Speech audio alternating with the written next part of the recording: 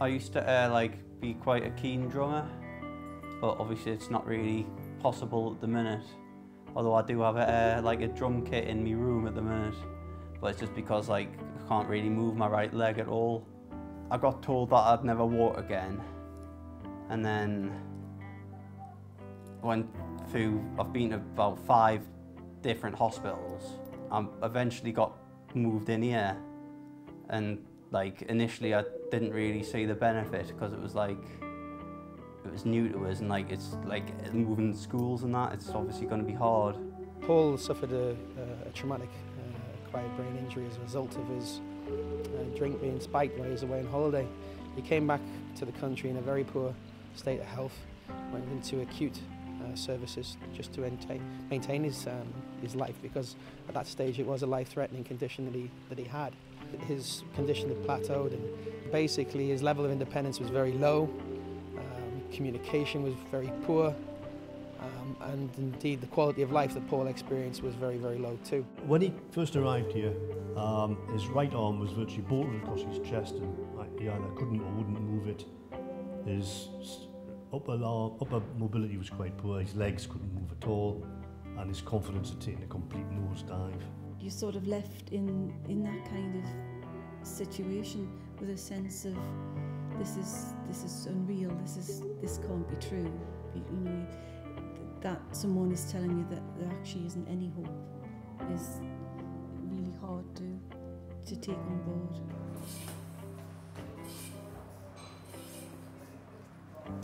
Right, 2 foot player.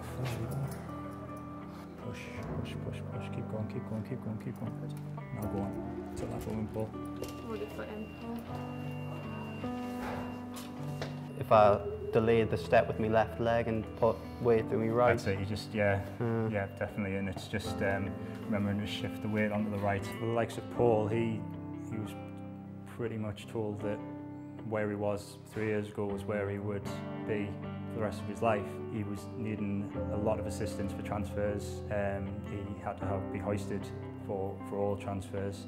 And really we had to start from scratch to help him regain movement. If you see the footage from a few years ago, the amount of support he needed compared to what we've just done there is really incredible. Well, certainly the facilities here have been very, very good, with the pool and the gym and the new bedrooms that they've got, which were purpose-built for people with brain injury, and also the team of therapists combined with the care staff and the social opportunity staff. The pool in particular is something that's quite unusual in any kind of residential place.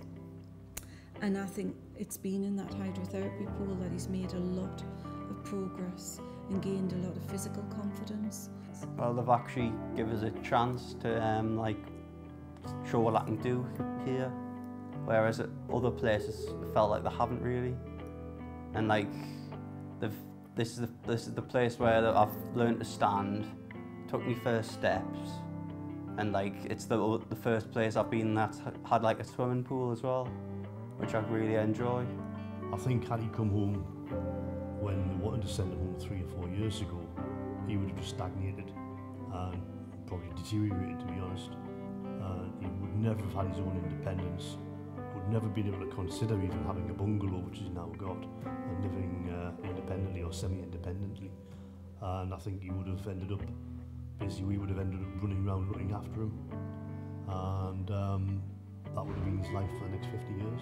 His independence has changed completely.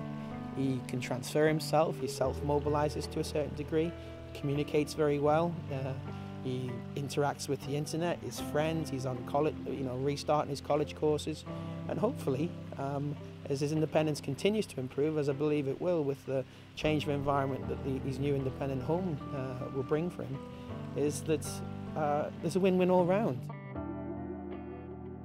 I can't really predict still, because that's the nature of brain injury. Generally, since I've moved here, to Chase Park, it's looking quite positive.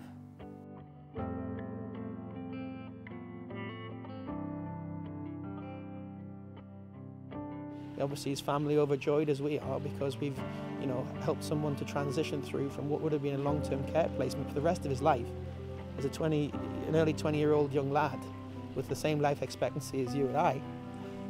Now, in his mid-20s, he's going to go home. There aren't that many organisations out there who can really help you with it, or will help you with it. In fact, beyond Chase Park, I can't think of anywhere else, certainly in the north of England or even in the UK, which does a similar sort of thing.